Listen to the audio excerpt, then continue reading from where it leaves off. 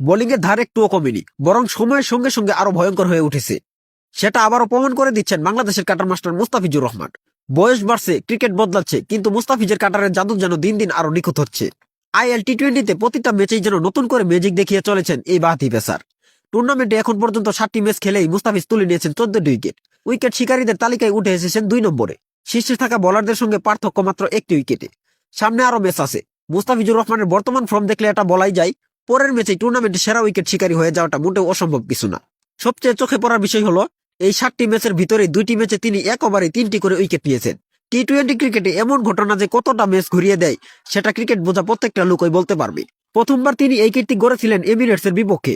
সেই ম্যাচে গুরুত্বপূর্ণ সময়ে এসে এক ওভারে ম্যাচের মোড় ঘুরিয়ে দেন মুস্তাফিজ। এরপর গল্ফ জায়ান্টের বিপক্ষে আবারও একই দৃশ্য।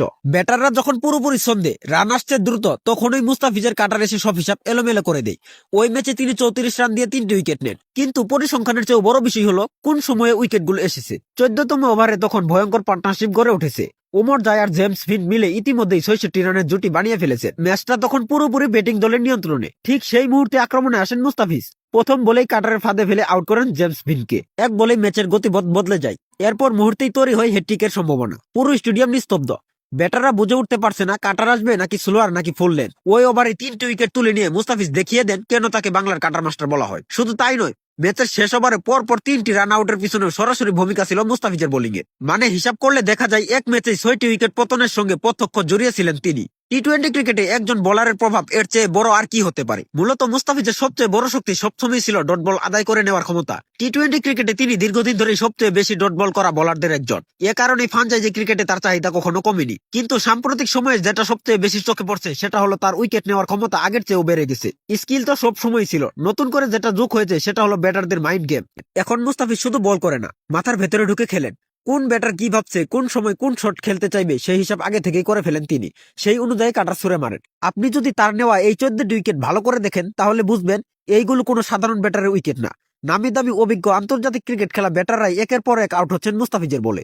যারা আগে কাটার খুব ভালোভাবে রিড করতেন তারাও এখন বিভ্রান্ত হয়ে যাচ্ছেন। কাটার আগের মতোই আছে, কিন্তু গতি, অ্যাঙ্গেল আর রিলিজ পয়েন্ট সামান্য পরিবর্তন এনে মুস্তাফিজ এমন লেভেলে চলে গেছেন যেখানে ব্যাটাররা শেষ মুহূর্ত পর্যন্ত সিদ্ধান্ত নিতে পারে না।